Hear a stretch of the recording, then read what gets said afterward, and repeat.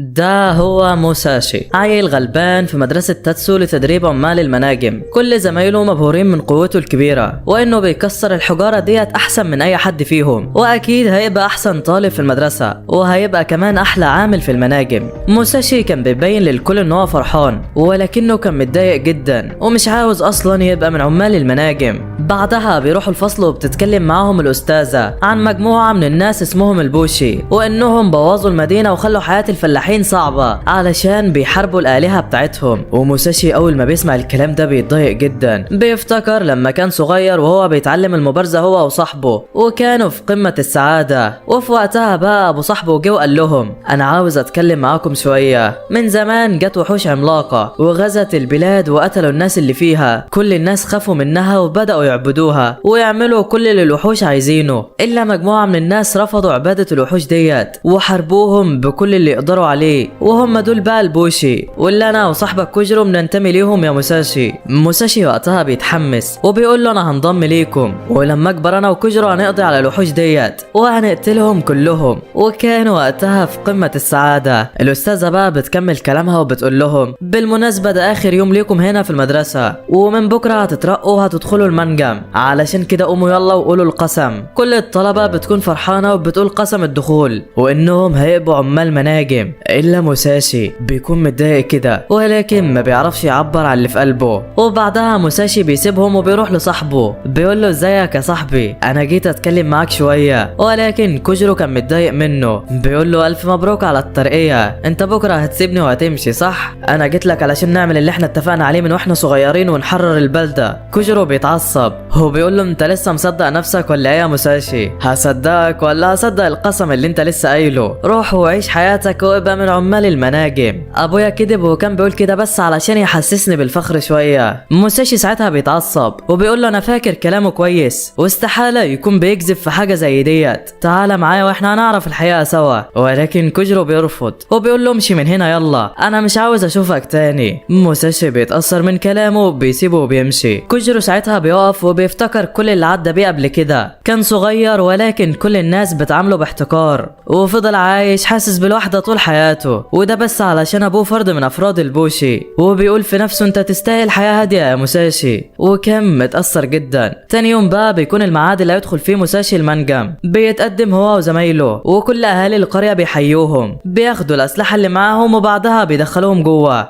اول لما بيدخلوا بيشوفوا الصدمة وبيلاقوا الوحوش ديت عمالة تاكل وتقتل فيهم. موساشي ساعتها بيتقدم وبيقول انا كنت عارف الحقيقة من الاول، بس انا غير الناس ديت كلها ومش هسكت. بيروح على الوحش ده علشان يهجم عليه ولكن بيفتكر انه ساب سلاحه بره. الوحش كمان بيتحول، جسمه بيكبر، بيجهز علشان يقتله. موساشي بيشوف اداة حفر كده وبيجري عليها، بياخدها لسه يهجم عليهم ولكن بياخد بوكس بيطيره. بيقف تاني وبيقول انا مش هستسلم، ولكن بينضرب تاني. بيحاول يعمل معاه اي حاجة ولكن من غير اي فايدة. الوحش بعدها بيمسكه وما عادش قادر يتحرك، خلاص شكلها دي نهايته. بس في نفس الوقت ده بقى كان كوجرو قاعد كده بيفكر في اللي موساشي قاله له، وخايف ان كلام ابوه يطلع صح وصاحبه يطلع في خطر. بيجي ماشي كده فبيلاقي شنطة موساشي وكمان بيشوف مذكراته. اول لما بيفتحها بيتصدم لانه بيعرف ان موساشي كان صادق في كل كلمة قالها له، وطول الفترة ديت كان بيتدرب علشان يعرف يواجههم مش اكتر. موساشي بقى في الوقت ده كان في ايد الوحش وبيستهزأ بيه، وواحد من عمال المناجم بيقول له انت هنا عبد ولازم تطيع الاوامر وتطلع المعادن علشان تحقق حلمك. موساشي بيضحك كده وبيقول له ده مش حلمي ان اكون عضو من اعضاء البوشي واقتل الوحوش ديت. وساعتها الوحش بيتعصب وكان خلاص هيقتله، بس انت مفكر انه هيموت يا صديقي؟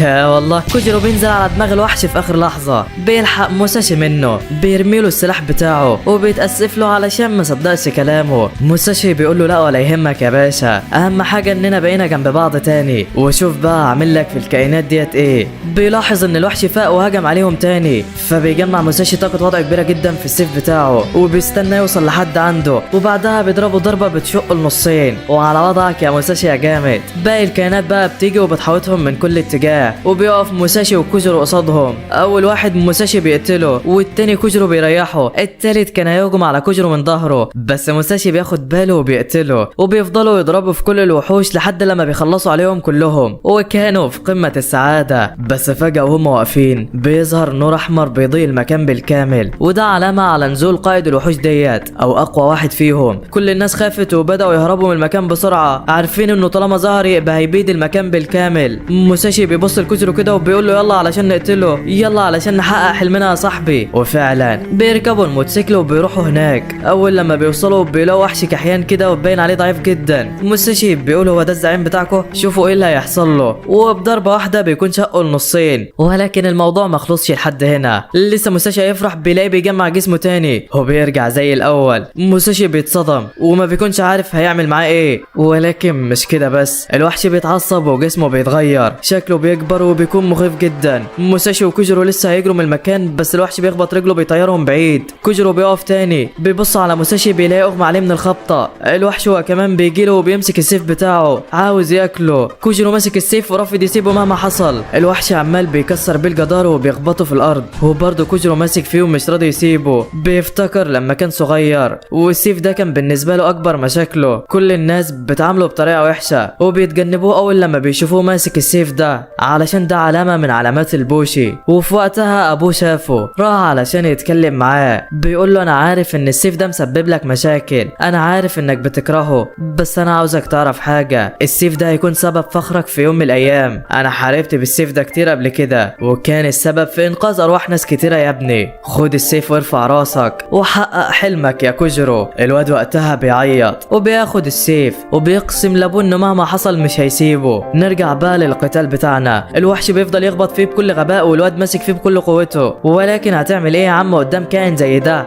بيدكه في الارض وبياخد منه السيف وبيبلعه. كوجيرو ساعتها بيحس بالعجز وبيتضايق ومش عارف يعمل اي حاجه. بيقول في نفسه حتى الحاجه الوحيده اللي ابويا سابها لي ما عرفتش احميها، انا ما استحقش اعيش تاني ولو للحظه واحده. ولكن فجاه بيبص بيلاقي صاحبه موساشي بيروح على الوحش وبيهجم عليه. بيقدر يحدد مكان بطنه، بيقول اكيد السيف هنا. بيبدا يحفر فيها بكل قوته. الوحش هو كمان بيضرب عليه ولكن موساشي بيتفاداها، بيخليه يضرب في نفسه كمان. بيكمل ضرب فيه والكل بيكون مستغرب من اللي بيعمله. بيجمع كل قوته وبيركزها في السلاح بتاعه وبيديله ضربه بتخرم بطنه وبيقع الوحش مش قادر يتحرك. بعدها بينزل بطنه بيجيب سيف كوجيرو وبيخرج. بيروح لصاحبه بيديهوله وبيقول له انا عارف قيمه السيف ده عندك، خلي بالك منه بقى بعد كده علشان روح ابونا ما تزعلش. كوجيرو بيتاثر جدا من كلامه، بيقول له شكرا يا صاحبي، طالما عندي صاحب زيك عمري ما هقلق من حاجه. وكانوا في قمه السعاده. بس اثناء ما كانوا فرحانين بانهم قتلوا الوحش ده بيلاقوا قريه كده طائره بتيجي عليهم. بيكسروا حاجز المنجم وبيخرج منها ناس كتيره بيحاوطوا الوحش من كل اتجاه، وهم مش فاهمين مين دول ولا ايه اللي جابهم هنا اصلا. واحد فيهم بيشوفهم كده وبيروح يتكلم معاهم، بيقول لهم اخلوا المكان يلا علشان ما تتاذوش. موساشي بيتعصب وبيقول له نتاذى ايه؟ انا اللي قاتل الوحش وفاتح معدته من شويه، وبعدين انتوا مين اصلا؟ القائد بيضحك كده وبيقول له انا ناوترو قائد فرقه البوشي ديت، هو الوحش اللي انت خرمت معدته ده ما ماتش لسه حتى. بص كده، بيبص كده فبيتصدم، بيلاقي الوحش جمع جسمه تاني، رجع زي الاول من تاني. ومش بس كده لا، بيطلع نار من كل مكان وبيحرق كل حاجه جنبه. القائد بيقول لهم شفتوا بقى، يلا اخلوا المكان علشان ما تتاذوش واحنا هنقوم بالواجب. وبيسيبهم وبيمشي. كوجيرو بعدها بيقول لموساشي يلا نمشي من هنا يا عم،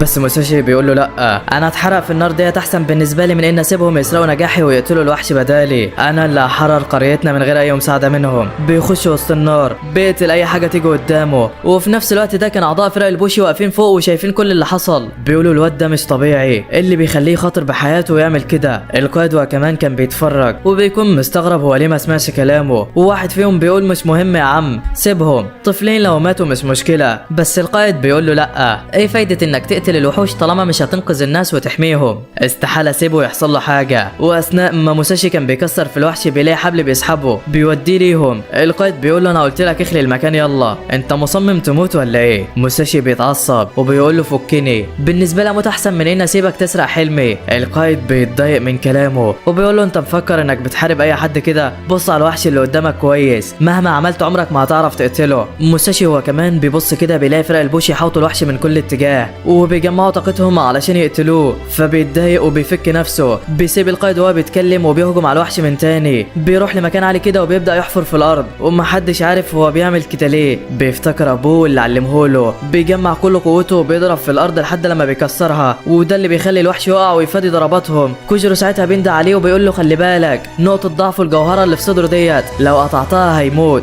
فبيقول له تمام، وبيركز كل قوته في سلاحه، بيطير عليه علشان يقتله، بيشوف الجوهرة فعلا وبيروح يضربها بكل قوته، ولكن المفاجأة مفيش اي حاجة حصلت. سلاح موساشي هو اللي بيتكسر والجوهرة ما حصلهاش اي حاجة. الوحش هو كمان بيبص له كده، بيطلع نار من بقه، شكله خلاص هيقتله، بس في اخر لحظة القائد بيجي وبيطلع طاقته من سيفه، بيكسر الجوهرة وبيقتل الوحش، وبعدها بيستخدموا قوتهم وبيمتصوا قوة الوحش ده. وموساشي طبعا ما كانش فاهم ايه اللي بيحصل، بيقعد بعدها زعلان كده ومتضايق من اللي حصل، بيقول كلهم فرحانين وبيحتفلوا بعد ما سرقوا الحلم اللي كنت بحلم بيه طول حياتي، انا عمري ما هسامحهم على اللي حصل. القائد بعدها بيجمع جنوده وبيخطب فيهم، بيقول لهم ده اللي احنا عايشين علشانه، انك تنقذ الناس وتساعدهم بكل اللي تقدر عليه، حتى لو ده هيكلفك حياتك. اهم حاجة نعيش احرار ومفيش حاجة تستعبدنا، وطالما احنا احرار فاحنا بخير دايما. بعدها بيروح القائد لموساشي وبيحييه على شجاعته، وبيقول له انت مثال على الشجاعة والمفروض الكل يتعلم منك. بس موساشي ما بيردش عليه بولا كلمة، وبيفضل ساكت علشان متضايق من اللي حصل. واحد منهم بيقول له انت ساكت والقائد بيشجعك، ده هو اللي انقذ حياتك يا ابني، اشكره على الاقل او قول له اي حاجة. ساعتها موساشي بيزعق لهم وبيقول كل اللي كان مضايقه وانه ما كانش عاوز القائد يتدخل اصلا. القائد اول لما بيسمع الكلام بيضحك وبيقول له انا اسف يا عم وهعوضك كمان على اللي عملته، بيديله جوهرة كده وبيقول له احنا كده خالصين، تعرف تحقق حلمك تاني اهوت، وبيسيبه وبيمشي. بس موساشي ما كانش فاهم يقصد ايه بالكلام ده، ومش فاهم ايه لازمة الجوهرة ديت اصلا، وكان لسه متضايق. بيروحوا البيت وبيمسكها كوجرو علشان يشوف ايه لازمتها. موساشي بيقول له يا عم دي ملهاش لازمة، وبياخدها منه علشان يرميها، بس قبل ما بيرميها بيشوف حاجات بتنور كده وبيفتكر حاجات عنها. بيفتحوا بعدها الخريطة اللي ابوهم سابها علشان يعرفوا ايه ديت، ولما بيقراوا ايه لازمتها بيتصدموا، وبتكون ديت أداة سحرية بتعرفهم اماكن الوحوش التانية، وان في قرية تانية مستعبدة غير قريتهم ومحدش عارف يحررها. فبيفهم بعدها موساشي كلام القائد وازاي هو يقصد ان هو يعرف يعوض حلمه تاني يعني. بيكملوا قراءة بقى وبيعرفوا كل حاجة عن الوحوش ديت، وان اسمها هو الاوني، ودي الوحوش الصغيرة اللي قتلوها في الاول، وكل مجموعة منهم بيبقى ليهم رئيس عنده طاقة جبارة وبيبقى اسمه الكيشين، وده بيحتاج تكسر جوهرته علشان تموته، وبتحتاج ادوات خاصة. ففي وقتها بيفهموا كل حاجة، وبعدها بقى موساشي بيتحمس وبيطلع جري بره، بيروح للقائد تاني وبيشكره وبيقول له انا فهمت قصدك. القائد بيفرح جدا وبيشجعه وبيقول له جهز بقى علشان المرة الجاية مش هنقذك. فبيقول له موساشي تمام، بس لو احتجت حاجة ما تنساش تقول لي علشان برد جميل انقاذ حياتك ليا. وبعدها بيسيبه يمشي، بيروح لكوجرو تاني وبيقول له جهز حاجتنا بقى علشان هنمشي وهندور على الوحوش ديت ونقتلها. فبيقول له تمام، وبيحضر كل حاجة وبيحطها على الموتوسيكل بتاعه، وبعدها بيودعوا زمايلهم وبيمشوا. وهم في الطريق بقى موساشي بيقول لكوجرو شكرا ليك يا صاحبي، لو ابوك ما كانش رباني كان زماني عامل في المناجم دلوقتي. فبيقول لكوجرو ولا يهمك يا عم انت اخويا برضه. وبتعدي الايام وهم في الطريق ولسه ما وصلوش، الاكل اللي معاهم بدأ يخلص، بيقفوا كده عند نهر علشان يصطادوا، وكان كوجرو بيصطاد بسرعة جدا، اما موساشي فمش عارف يصطاد ولا سمكة. فبيقول له يا عم انا اروح اصطاد بعيد عنك علشان يمكن اعرف اطلع حاجة، وبيسيبه وبيروح بعيد، بيقعد شوية كده ولكن برضه مش عارف يصطاد. فبيرجع له، واول لما بيشوفه بيتصدم، بيلاقيه واقع على الارض كده ووشه متعور، بيروح علشان يطمن عليه وبيقول له مين اللي عمل فيك كده، هو في قروش هنا ولا في ايه؟ فكوجرو بيقول له خلي بالك منها. لسه ما بيلحقش بيبص كده بيلاقي بنت جت من وراه ثبتته في الارض، بتقول لهم اطلعوا بسيف الكوتوتسو ياض انت وهو والا هقتلكم. موساشي بيقول لها احنا ما نعرفش يعني ايه كوتوتسو اصلا، وبيفك نفسه وبيبعدها عنه، بيقول لها انا مش هحتاج سيف علشان اواجهك. فبتقول له خلي بالك بقى، وبتهجم عليه بسرعه، بس موساشي بيفادي هجماتها بكل سهوله، بيثبتها، بس هي بتعمل في حركه كده بتوقعه ولكن ما بيتاثرش. ولما بتعرف انها مش هتعرف تعمل معاه حاجه بتحاول تغريب جسمها. موساشي بيتثبت مكانه، كوجرو بيندى عليه علشان يفوقه، ولكن ده مش هنا. موساشي بيقرب منها والبنت بتطلع اسلحتها وبتهاجمه، بس الواد رد فعله سريع جدا وبيفاديها بسهوله. بعدها بيبص لكوجرو وبيقول له اوعى يكون اللي في بالي هو اللي حصل. فبيقول له ايوه هو، ما عرفتش امنع نفسي للاسف. البنت بقى وقتها بتتضايق، بتقول لهم طالما مش هتجيبوا الكوتوتسو فانا هاخدها بطريقتي. بتطلع اسلحه غريبه كده بيخرج منها طاقه كبيره جدا، وكانت لسه هتهجم عليهم بس بتسمع صوت صفاره كده، فبتترعب منها وبتسرق موتوسيكلهم وبتمشي. بتروح لواحد كده وبتقول له انا عملت كل اللي قلت لي عليه وزمانهم جايين في السكه. فبيضحك كده وبيقول لها ده المطلوب، وشكله وراه حاجه. موساشي وكوجرو هما كمان بقى كانوا جم وراها علشان يجيبوا موتوسيكلهم تاني. بيوصلوا للمكان اللي فيه وبيعرفوا انها تبع فريق ملبوشي اسمه كوساميدا، وبيستغربوا هي ليه عملت كده. بيدخلوا جوه وبيمشوا شويه، وساعتها نفس البنت بتجيلهم تاني بتقول لهم انا اسفه على اللي عملته، تعالوا معايا وانا هرجع لكم الموتوسيكل بتاعكم. بيمشوا معاها وبيلاقوا عائلات كتير عايشه جوه، جوه. بيسالوها هم ليه عايشين هنا، فبتقول لهم احنا زي اي قريه، عندنا مدارس حقول وكل حاجه زي اي حد تاني، ولا انت كنت مفكر ايه؟ فبيقول لها انا كنت مفكر ان البوشي بيحاربوا بس ومش هياخدوا عائلاتهم معاهم.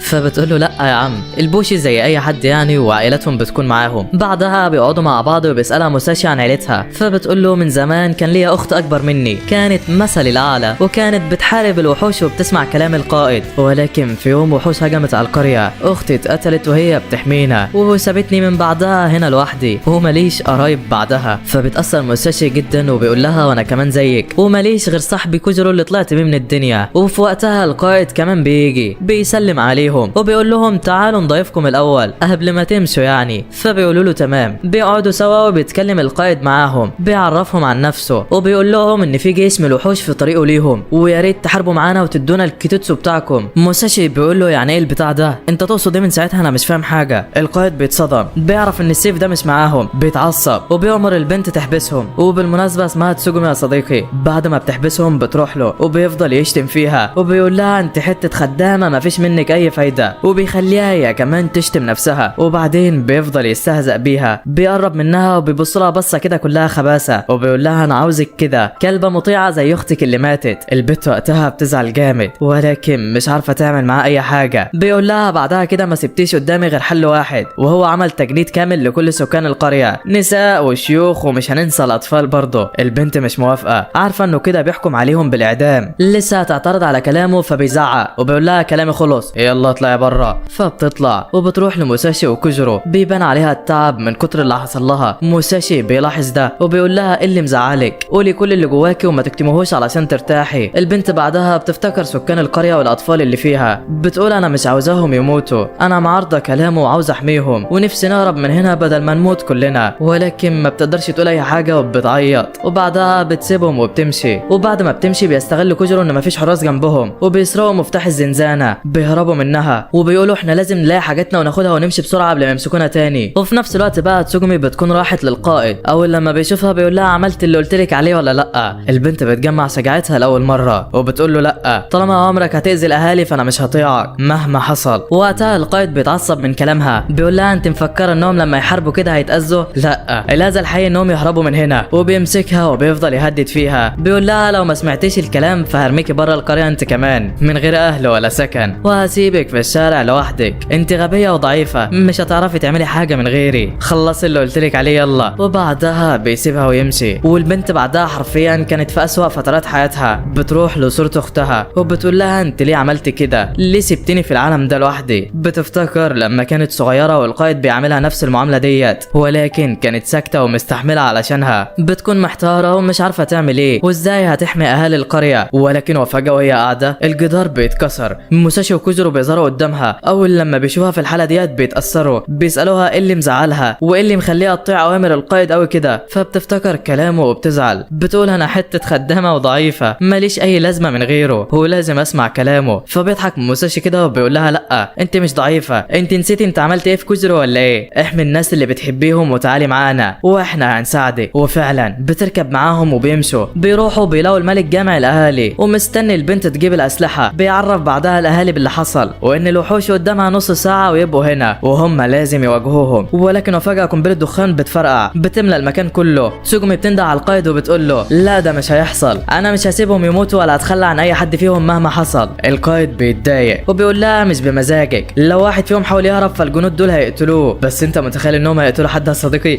لا والله. موساشي بيظهر وبيقول له احنا خلصنا عليهم اصلا وورينا بقى تقدر تعمل ايه دلوقتي. القائد بيتصدم. تسوجومي بعدها بتقول الاهالي يلا هربوا معانا، ولكن كانوا لسه خايفين من القائد ومش قادرين يتحركوا من مكانهم. وقتها بتفهم حالتهم، بتقول طالما كده فانا لازم احاربك بقى علشان ما عادوش يخافوك تاني. بتروح قدام القائد وبتهجم عليه بكل قوتها، عمال يفادي هجماتها وبيهجم عليها هو كمان. بتحاول تهجم عليه وتضربه تاني ولكن بدون اي فايده. بيمسك رجليها وبيخبطها في الارض بيكسرها، بيقوم وبيفضل يضرب فيها تاني وخلاص البنت مش قادره تتحرك. بيوقفها بعدها وبيستهزأ بيها قدامهم، بيقول لها عرفت قيمتك ولا اعرفك اكتر؟ انت واختك شويه زباله مفيش منكم اي فايده. وقتها تسوجومي بتتعصب، بتقول له طول السنين ديت وانا بسمع كلامك وانت بتشتم فيها وما بتكلمش، بس طالما غلطت في اختي فانت لازم تتأدب. بتطلع سلاحها وبتهجم عليه بكل قوتها. القائد بعدها بيتعصب وبيفعل طاقته بيهجم عليها ولكنها بتتفاداها منها بيضرب عليها تاني ولكن برضه بتتفاداها. بتقول له هو ده اخرك ولا ايه؟ ده دوري بقى. بتجمع قوتها بتقيده وبوم من ضربه واحده بتريحه. عايش يا بنت والله. بتبص بعدها بقى للاهالي وبتقول لهم يلا هربوا بسرعه قبل ما الوحوش توصل. وفعلا بيسمعوا كلامها بيخرجوا من المكان ده. بياخدهم بعدها كوجرو وموساشي وبيودوهم لمكان امن. بعدين بقى تسوجومي بتقف كده وبتشوف الوحوش وهي بتقرب منهم. بتقول خلاص بقى ديت هي النهايه. بتفتكر اختها وبتقول اتمنى اكون عند حسن ظنك بيا. الوحوش بتوصل خلاص كانت هتموت. بس انت مفكر ان موساشي وكوجرو هيسيبوها تموت يا صديقي؟ لا والله. بيروحوا لها بالموتوسيكل بتاعهم بيلحقوها قبل ما يحصل لها حاجه. وعاش عليكم يا رجاله والله. بيروحوا بعدها للاهالي اللي كانوا في قمه السعاده وطبعا الكل فرحان علشان اتكتب لهم عمر جديد وكده. واحده بقى من الاهالي بتروح بعدها لموساشي كده وبتقول له بالله عليك خد تسوجومي معاكم. الواد مش فاهم حاجه وبيقول لها للدرجه دي انتم عاوزين تخلصوا منها ولا ايه؟ ولكن الست بتقول له لا، تسوجومي حماتنا وساعدتنا ودافت عننا بكل اللي تقدر عليه. بس بالرغم من ده كله القائد كان بيعاملها اسوأ معامله. كان بيقول لها اوحش الكلام وكانت مستحمله كل ده علشاننا. ولو فضلت هنا اكتر القائد هيرجع يعمل نفس اللي بيعمله معاها تاني ومش هتلاقي حد يساعدها. تسوجومي بعدها بتسمعهم وبتقول لهم لا انا مش هسيبكم ابدا. عمري ما اتخلى عنكم بسهوله ديت. بتبص بعدها في عين الاهالي كده وبتقول لو انا كنت سمعت كلام القائد كانوا كلهم ماتوا. طب لو فضلت وامرني بحاجه زي ديت تاني فهل هقدر ارفض طلبه؟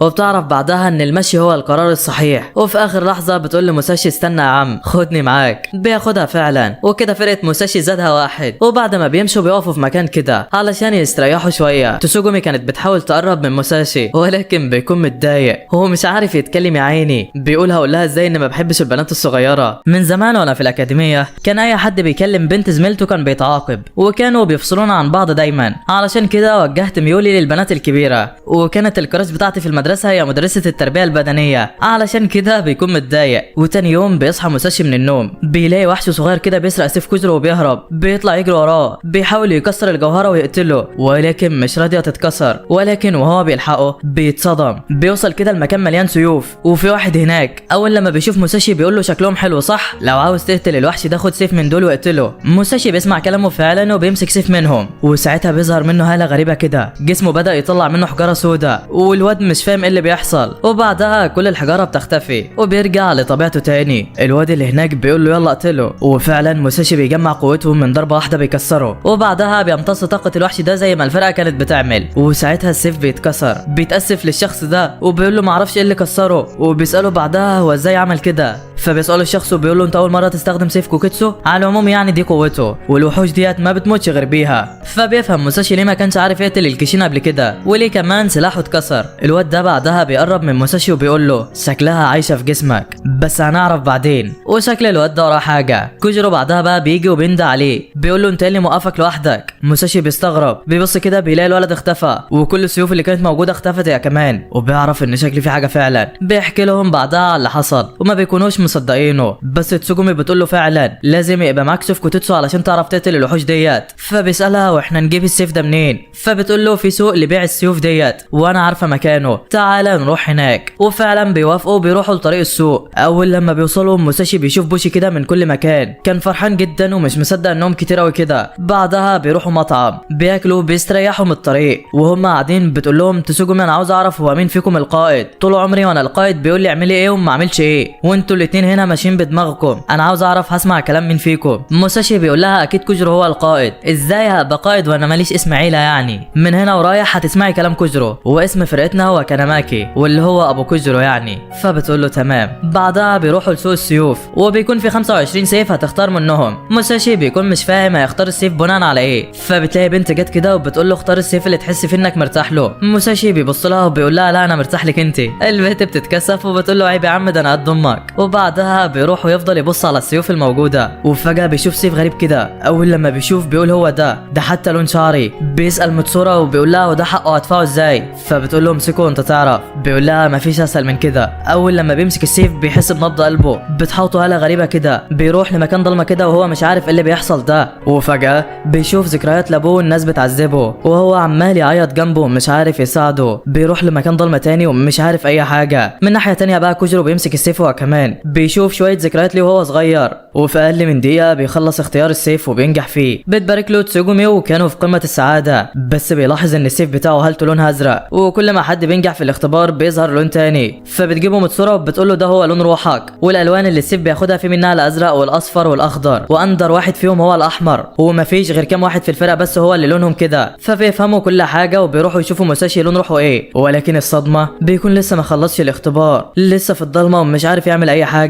وفجاه بتظهر بنت من العدم، بتروح عنده وبتحضنه، بتقول له انت ما تستاهلش تبقى الوعاء بتاعي، بس ما فيش حل تاني. وبتتحول لوحش بتلعب موساشي بيه، وبعدها بيخرج حجاره سودا كده من جسمه، ودي علامه على ان السيف رفض يقبليه. بيزعل وبيفضل يحاول تاني وتالت لحد لما النهار بيطلع، ولكن بيفشل. بتجيله متسوره بعدها كده وبتقول له كفايه كده، انت لون روحك اسود ومستحيل تستخدم سيف كوكيتسو. موساشي بيسمع الكلام ده وبيتصدم، بيقول بقى ديت هي النهايه، الحلم اللي انا عشته طول حياتي علشان احققه خلاص انساه. ازاي اتخيل بس ان صاحبي يسيبني ويمشي وافضل انا معزول مع الكآبه بتاعتي؟ انا لا يمكن ابدا اسمح بكده. وكان في قمه الحزن وقتها. بعدها بيجيله كوجيرو وتسوجومي علشان يطمنوا عليه، ولكن قبل ما بيروحوا له بيلاقوا وحش كده بيهجم عليهم. موساشي اول لما بيشوفه بيترعب وما بيكونش عارف يتصرف ازاي. بيقول انا عمري ما خفت من حاجه زي كده، حتى انا حاربت الاقوى منه وما كانش في قلبي ذره خوف، ولا يمكن علشان عرفت ان عمري ما هعرف اقتله مهما حصل. الوحش بيبص له كده بيهجم عليه، بس كوجيرو بيلحقه في اخر لحظه بيبعدوا عنه. بعدها بيشوفوا وحوش تانية بتهجم على بنتين، بيروح عندهم وبيضرب الوحش وبيخلص عليه في ثواني. البنات بتشكره وكانوا فرحانين لانه ساعدهم، والاول مره بيحس ان حد بيعامله كويس بعد المعامله اللي كان بيتعاملها في البلد بتاعته. بعدها بيكمل القتال هو ومتسورا وبيقتلوا باقي الوحوش ديت. موساشي واقف باصص لهم ولا حول ليه ولا قوه، الناس كلها فرحانه لان صاحبه بيساعدهم. وبعد ما بيقتلوا باقي الوحوش كل الناس بتروح لكوجيرو وبتشكره، وبيكونوا فرحانين لمساعدته ليهم، وبيقولوا له زعيم الوحوش ديت قريب من هنا، تعالى معانا نقتله. فبيقول لهم تمام، وقبل ما بيمشي بينده على موساشي علشان يقول له،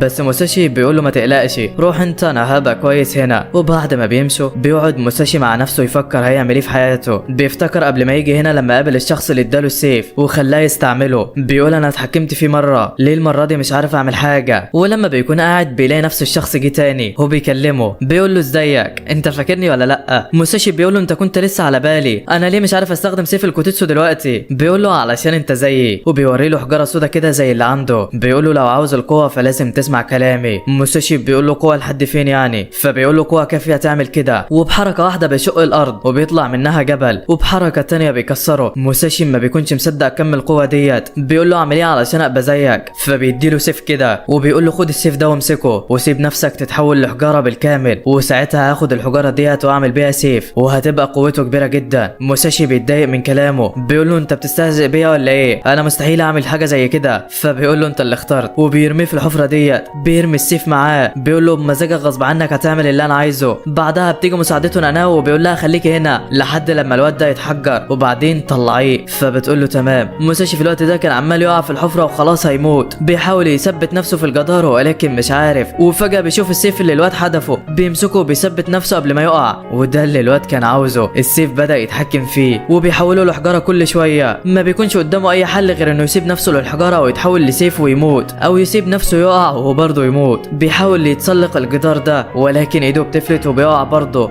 بس بيكون جسمه متحوط بالحجاره من كل مكان. بعدها بيفوق في مكان غريب كده، بتظهر له البنت بتاعت المره اللي فاتت، بتقول له انا حكيمه السبح واللي بخرج منك الحجاره السوداء ديت، الواد ده عاوز يموتك علشان ياخد الحجاره ويستحوذ على قوتي. موساشي بيتضايق وبيسالها ليه ما اديتنيش القوه ديت او سبتيني اختار السيف؟ فبتقول له علشان انت ما تستحقش اديلك اي حاجه. بتوري له ذكرياته لما كان صغير يوم وفاه عيلته، الناس كلها سمتهم الخونه علشان كانوا بيدعموا البوشي وواقفين جنبهم، وبعد موتهم الناس كلها كرهتك وعملوك باحتقار ومحدش كان عاوز يشوفك. واحد من الاهالي بياخدك عنده كده وبيقول لك ما تعملش اي حاجه، خليك قاعد وخلاص. ولما طلبت تشوف كوجيرو ضربوك واستهزأوا بيك. وفي يوم كنت ماشي في الشارع ومحدش واخد باله منك كالعاده يعني، وقتها جت ست وقالت لك خد الحجاره ديت وارميها على الراجل ده، بس الراجل ده كان الوحيد اللي عاملك كويس وسط الناس، كان ماكي والد كوجيرو. ووقتها خدت الحجاره ورميتها عليه وقلت له انت اللي زيك يستحق الموت، بس بصراحه انت اللي تستحق الموت يا موساشي، لان كان ماكي كان الوعاء بتاعي قبلك وكان قادر يدمر القريه اللي فيها، بس مرضاش يأذي حد فيهم. علشان كده انت ما تستحقش تاخد قوتي، ولازم تتحجر دلوقتي. وبتحول جسمه لحجارة وشكلها ما تبشرش بالخير يا صاحبي. موساشي بيزعق وبيقول لها انا استحالة اسلمك نفسي، لسه في حاجات هنا كتير عاوز اعملها، احلام عاوز احققها. في اليوم اللي انا رميت الحجارة على كنكي كنت فعلا غلطان، بس ما عملتش ده بمزاجي، انا كنت بتقطع من جوايا، نفسي حد بس يلاحظ وجودي، وعلشان كده سمعت كلامهم. بالليل بعدها انا رحت له، وقفت قدام البيت فشافني، طلب مني ادخل جوه، اعتذرت له على كل حاجة وكنت ندمان من جوه قلبي. هو كمان حس بيا، سامحني على اللي قلته له، وبعدها طلب مني افضل معاه واعيش هنا. ومن اليوم ده انا بعتبره ابويا وبعتبر كوجرو اخويا. واثناء ما كان بيحكي لها بيلاقي حبل بيشده من الحفرة بيطلعه لفوق، وبتكون ناناو بتتصدم لما بتلاقيه لسه عايش. بتقول له نورون طلب مني اطلعك بعد ما تتحجر، بس شكلي طلعتك قبل ميعادك. فبيشكرها موساشي وبعدها بيسيبها ويمشي. ومن ناحية تانية بقى كان كوجرو وباقي فرق البوشي وصلوا عند الكيشين. اول لما بيشوفوه بيستغربوا منه، ما بيلاقوش دماغ الكيشين ده ولا القرن اللي بيقتلوا منه، ومش عارفين مين عمل كده. بس واثناء ما كانوا واقفين بيلاقوا رون بيجي عليهم وبيقول لهم انا اللي عملت كل ده، ويلا كل واحد يجيب سيف الكوتوتسو اللي معاه ويمشي من غير مشاكل، قصدي بدل ما يموت يعني. الفرقة بتتعصب من كلامه وبتقول له انت بتحلم ولا ايه؟ شوف ايه اللي هيحصل لك. وبيجمعوا قوتهم مع بعض بيهجموا عليه. بس انت مفكر ان واحد زي رون هيحصل له حاجه يا صديقي؟ لا والله، بحركه واحده قبل ما بيضربوه بيقتل نصهم، الباقي منهم بيهرب. بس خلاص مش هيسيبكم، بيروح وراهم وبيقول لهم انا ما بحبش ارواح الجبنه اللي زيكم. وبعدها بيخلص عليهم. بيلاحظ وجود كوجرو وسطهم وبيعرف انه صاحب موساشي بيكون رايح عليه، فبيسحبوا كوجرو بعيد علشان ما حدش تاني يتاذى. رون بيقول له عاش عليك، بحب الناس الشجاعه اللي زيك. كوجرو بيكون خايف وبيطلع سيفه وبيهجم عليه، بس رون بيمشي وسط ضرباته بكل برود وبيستهزأ بيه. بيروح عنده بيمسك راسه بيخنق فيه، بيقول له ايه رايك احولك لسيف زي صاحبك ابو شعر احمر ده، ولا اقول لك انا هقتلك احسن. وكان لسه هيقتله فبيسمع صوت من وراه بيقول له ايدك لا تتعص رجوله. رون بيبص كده بيلاقي موساشي بيتصدم، بيسيب كوجرو وبيقول له ده كده حلوت قوي. ناناو بتيجي وبتقول له انا خرجته في الوقت اللي قلت لي عليه، بس ما كانش اتحجر لسه بالكامل، انا اسفه. فبيقول لها ولا يهمك، بس ليك مهمه هسيبهم لك بقى تخلص عليهم لوحدك. فبتقول له تمام. موساشي بعدها بيروح لكوجرو وبيطمن عليه. صاحبه بيساله بعدها انت اتحولت لسيف ولا ايه، وايه الكلام اللي قاله ده؟ فبيقول له افهمك بس بعدين، بس لازم نقضي على الاثنين دول الاول. كوجرو بيقول له تمام.